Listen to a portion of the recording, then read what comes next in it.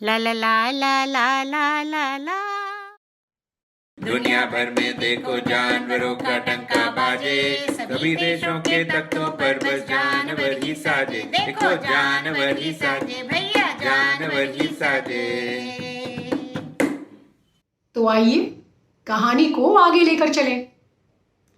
उस साल जानवरों ने जी तोड़ मेहनत करी। भाई आखिरकार विंडमिल की दीवारें जो है पहले से दोगुना मोटी बनानी थी कि नहीं। खेत पर काम सो अलग। मगर जानवर सोचते कि इतनी मेहनत मशक्कत करते हैं, इतना काम करते हैं खेत पर भी, पवन चक्की को बनाने पर भी, मगर लगता ऐसा है कि बस 2 वक्त की और कभी कभी तो एक ही वक्त की, वो भी रूखी सूखी ही नसीब में होती है। उनमें से एक आदमी तो बोला, अरे हम तो कहते हैं कि हमको ऐसा लगता है शायद जोन्स के जमाने में हम ज्यादा खाना खा पाते थे। अरे अभी तो क्या किल्लत भरी जिंदगी है हमारी। सभी जानवर सोच में पड़ गए। मगर फिर वो सोचते हैं कि ना, हर इतवार को सुबह सुबह ये जो स्क्वीलर है ये अपने हाथ में एक फेरिस्त लिए आ जाता है और अपनी फेरिस्त से हमें बताता है कि भाई किस अनाज का कितना उत्पादन हुआ। तो जाहिर सी बात है कि खेत में अनाज की या खाने पीने के सामान की कमी तो नहीं हो सकती। तो फिर वो सामान, खाना पीना, अनाज जा किसके पेट में रहा है और किधर रहा है? सभी जानवर ये सोच रहे थे। अच्छा, और साथ ये भी हुआ कि जैसे जैसे जानवर बेचारे भूखे भूखे रहते, उधर जो सुअर थे उनकी तो पौबारा हो गई थी। अरे भाई, अपने सरताज नेपोलियन की छत्र छाया में वे सभी ठाट बाट से ऐशो आराम से रहते थे। और तो और, जैसा कि आपको मालूम है, फार्म हाउस में रहते थे। नेपोलियन तो खुद तश्तरी में, बोन चाइना की तश्तरियों में खाना खाया करता था, सुनने में आया था। मगर जानवर, अरे भाई, नेपोलियन के तो चर्चे एनिमल फार्म और अगल बगल सब जगह थे, गली गली थे। एक दिन ऐलान हुआ कि आज से हम नेपोलियन को ए नेपोलियन नहीं, हमारे महान प्यारे नेता नेपोलियन कह के पुकारेंगे। और यह भी ऐलान हुआ कि अब से उनकी सिक्योरिटी दुगनी तिगुनी चौगनी कर दी जाएगी, उनकी सुरक्षा कड़ी कर दी जाएगी, क्योंकि उनकी जान को खतरा हो सकता है दुश्मन खेतों से और इंसान से। और तो और साथ ये भी ऐलान कर दिया गया कि एक छोटा सा सुअर का बच्चा पिंकाई सबसे पहले नेपोलियन को पेश करा हुआ खाना चखेगा, और अगर उसके 2 मिनट तक पिंकाई को कुछ ना हुआ तो ठीक, नहीं तो नेपोलियन तक खाना न जाएगा। और तो और ये भी ऐलान हुआ कि 6 कुत्ते, 4 आगे 4 पीछे और 1 अगल बगल नेपोलियन के चलेंगे। और उसका कमरा जो था फार्म हाउस का, उसका फार्म हाउस और उसका कमरा, उसके चारों ओर कुत्ते और सुअर तैनात रहेंगे। और तो और नेपोलियन के पलंग के चारों कोनों में भी 4 बड़े बड़े पैनी दांतों वाले कुत्ते पहरा देंगे रात भर।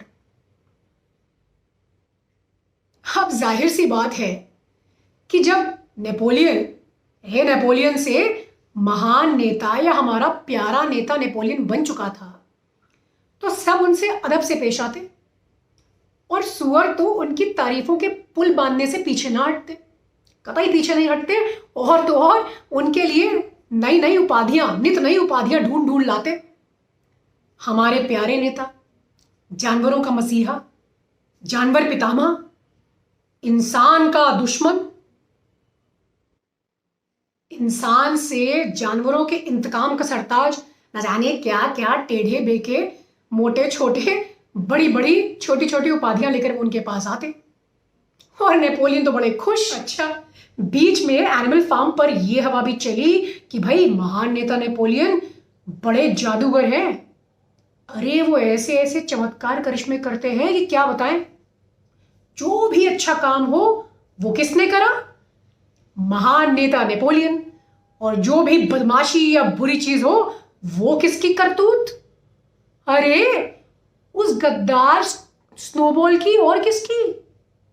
भाई मुर्गियों ने एक दिन हफ्ते में 4 के बजाय 6 अंडे क्या दे दिए कि भाई किसको शुक्रिया अदा करा गया?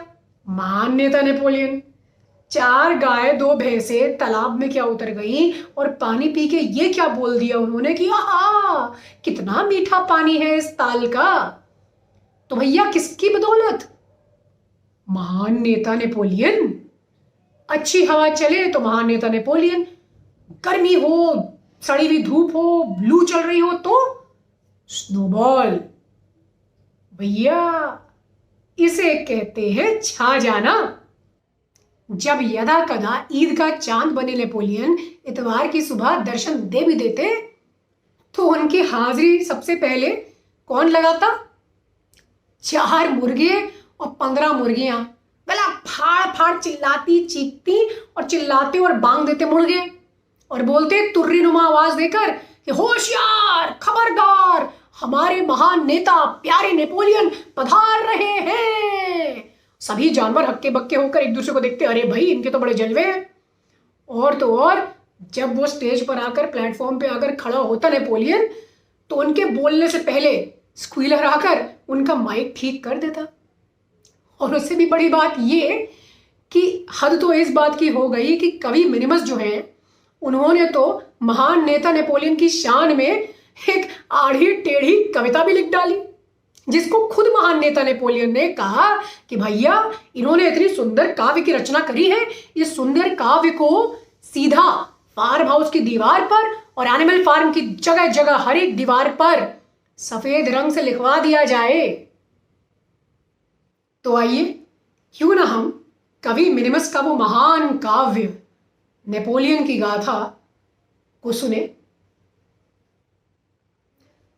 सबका माई बाप, खुशियों का फव्वारा, जानवर का मसीहा, ओ हमारा कणकण नाच उठता है, कुछ कहना चाहता है, कुछ करना चाहता है, एक आग है हम में तुमसे, आग है तुमसे ही ओ साथी नेपोलियन।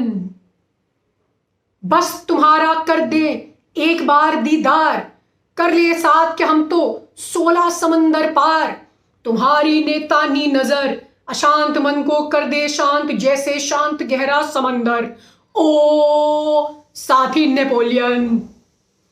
तुम लाता हो, तुम भ्राता हो, तुम सबके भाग्य विधाता हो, तुम अच्छे हो, तुम प्यारे हो, तुम सबके अन्नदाता हो, ओ साथी नेपोलियन।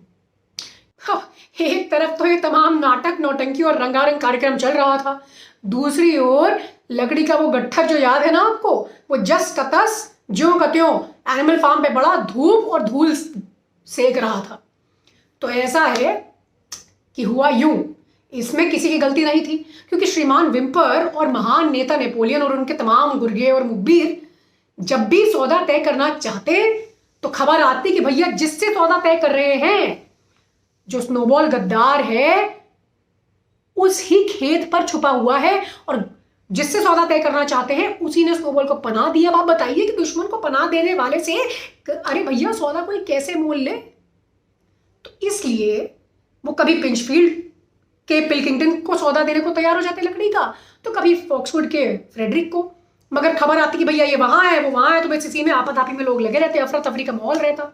बीच में ये भी खबर आई कि भाई अब से महान नेता नेपोलियन का जो जन्मदिन है वो बिल्कुल एक समारोह की तरह, खास पर्व की तरह मनाया जाएगा। और इसके सिवाय केवल 2 और दिन होंगे जो खास मनाए जाएंगे, एक तो विजय पताका दिवस और दूसरा इंसान पर विजय प्राप्ति दिवस। तो ये सभी दिवस जो थे महान नेता नेपोलियन के जन्मदिन के समेत सुबह तोप की सलामी के साथ शुरू होते और खूब पर्व की तरह आयोजन होता। उसके बाद सभी खाते पीते लोग और फिर सो जाते। इस तरह ये पर्व मनाने शुरू किए गए। अच्छा, जो सौदा चल रहा था उसकी एक दिन ये खबर आई कि भाई ऐसा है, ये सौदा हमने पिंचफील्ड के पिल्किंगटन के साथ तय कर दिया है, क्योंकि बाकी सारी खबरें गलत थी। सीधी सच्ची बात ये, 100 बात की एक बात ये कि स्नोबॉल उस फॉक्सवुड के फ्रेडरिक के यहां ही छुपा हुआ है। तो सीधी सी बात, हम उसके साथ कोई सौदा नहीं करेंगे। फ्रेडरिक हाय हाय मुर्दाबाद, इसके नारे सब लोगों ने लगाए और अपने अपने कबीलों में और घरों में चले गए, बाड़ों में चले गए। अब धीरे धीरे जानवरों को एक शक हुआ, या ये कहिए कि एक बार फिर शक हुआ। उनको लगा कि भाई उनकी जो पुख्ता खबर थी वो तो ये थी कि फॉक्सवुड के फ्रेडरिक जो है उसने पनाह नहीं दी स्नोबॉल को, बल्कि पिल्किंगटन ने पनाह दी है। मगर जो स्क्वीलर थे, कुर्गे जो मुखबिर थे नेपोलियन के, उन्होंने समझाया कि नहीं भाई आप लोग सब पता नहीं क्या अगड़म बगड़म सोचते बाप। तो भाई उन्होंने अपने सारे अगड़म बगड़म वही त्याग दिए बेचारे जानवरों ने, और वही माना जो कि नेता नेपोलियन ने और उनके गुर्गों और मुखबिर ने कहा। फिर हुआ ये कि स्क्वीलर ने साथ ये भी करा कि खेत पे एक अफवाह फैलानी शुरू करे कि किस तरह जो पिल्किंगटन है वो अच्छा है और जो फ्रेडरिक है फॉक्सवुड का वो अपने खेत पे आतंक मचा रखा है उसने। जानवरों में हाहाकार मच गई है। वहां के बेचारे जो उनके भाई बंद हैं, जानवरों के भाई बंद, वो सब परेशान हैं। एनिमल फार्म के बाशिंदों के दिल में जो है अपने फॉक्सवुड के भाई बहनों के प्रति दया जागी, करुणा हुई। उन्होंने बोला कि भाई हम उनको बचाने जा रहे हैं, हमने जाकर हमने सर पर कफन बांध लिया है और हम जाकर उनको बताएंगे ऐसी की तैसी फ्रेडरिक की। नेता नेपोलियन और स्क्वीलर ने सबको शांत करा, बोला भाई रुकिए रुकिए रुकिए, शांति से काम लीजिए, ये सब क्या हंगामा मचा रखा है। अरे इंसान की तरह इतनी आपाधापी में फैसले मत किया करिए, सोच समझकर फैसला लेना होगा हमको। आप में से कोई भी जानवर, यहां तक कि खुद मैं भी, फॉक्सवुड फार्म के इर्द गिर्द ना नजर आए और नहीं आना चाहिए। बल्कि जो हमारे दूत हैं, जो कबूतर हैं, हमारे संदेशवाहक दल जो है, केवल उसके जो मेंबरान हैं बस वो उड़ के जाएंगे और हमारे लिखे खत और पैगाम वहां जाके चोट से दबा के डाले आएंगे। इस तरह फ्रेडरिक और उसकी जितनी भी गलत मंशाएं हैं वो नाकाम हो जाएंगी। सभी जानवरों को लगा बात तो सही है भाई। अगले ही पल सभी जानवरों ने अपने टेढ़े मेढ़े खुरों से पेंट ब्रश उठाकर कागजों पर छोटा छोटा लिखा, फ्रेडरिक मुर्दाबाद, एनिमल फार्म जिंदाबाद, फ्रेडरिक हाय हाय, फॉक्सवुड हाय हाय, तबाह करो तबाह करो। और कई कबूतरों के झुंड आए और उन्होंने एक एक करके जाकर फॉक्सवुड पर ये सभी चिट्ठी पत्रियां टपका डाली। इंग्लैंड आइलैंड के सभी जानवर दुनिया भर के सब, देखा मैंने सुंदर सपना, कान लगाकर सुन लो।